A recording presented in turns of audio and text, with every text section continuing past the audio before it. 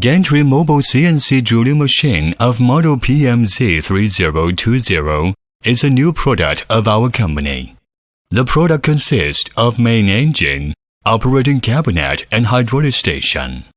The max size of the workpiece is 3000 length by 2000 wide millimeters. The rotate speed is 70 to 250 revolutions per minute. The max thickness of the workpiece is 100 millimeters. The max diameter of drilling hole is 18 millimeters.